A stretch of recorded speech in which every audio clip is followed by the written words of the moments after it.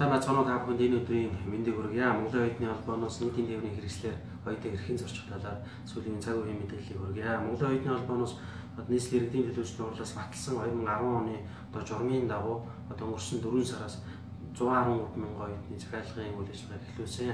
Энэхүү хуурийн дагуу 9 сарын 1-ээс оюутнууд маань өхөн олгороор сурчиж ямар нэгэн асуудал гарахгүй байх ёсон. Гэтэл нийслэлийн орлогч дарга бата, нийслэлийн орлогч дарга гандан бүрнаад нийслэлийн тээврийн газар чиглэл төвчний дагуу энэ үйл ажиллагаа маань сүүлийн сарын хугацаанд яахан ч тодорхойгүй ингээд гацсан байдалтай байж байна. Ингэхээр Монголын оюутан залуучууд маань хуулиар олгогдсон эрх ашигаа эдлэх боломжгүй нөхцөл үүсч байна. Өөрөөр хэлэх юм бол автобусны богиносгосон маршрут гаргасан оюутнуудын маань картыг одоо хүртэл тараагаагүй.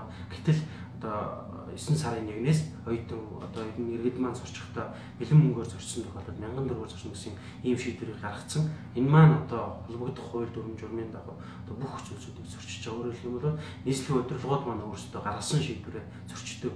Хууль дүрм журмаа зорчсон ийм бүдүүлэг үйлдэлүүд бол маш ихээр гарч байна. Монголын оюутны холбоо нь сүүлийн сарын хугацаанд оюутнуудын эрхийг хамгаалах, хуулиар олгогдсон эрхийг биелүүлэх энэ боломжоор хөдөлсөн боловч ямар нэгэн албан шийдвэр одоо хүртэл гараагүй. Хэрхэн яаж зорчих нь бол одоо хүртэл тодорхойгүй байна. Ийм учраас өнөөдөр 9 сарын 1 болж хичээл сургалт эхэлж байна. 9 сарын 1-ээс оюутан та хэрвээ мөнгөөр зорчиж байгаа бол та тэр баримтаа хадгалж үлдээрэй. Энэхүү буруутай шийдвэр гаргасан албан тушаалтнаар хууль зөрчин гаргасан тэр албан тушаалтнаар таны гаргасан мөнгөн өхөн олгорыг буцааж эргүүлж төлөх хүртэл арга хэмжээнд Монголын оюутны холбоо зохион байгуулна. Нийслэлийн удирдлагууд маань гаргасан хууль дүрмээр зөрчсөн энэ үйл ажиллагаатай Монголын оюутны холбоо оюутнуудын хамт тэмцэнэ.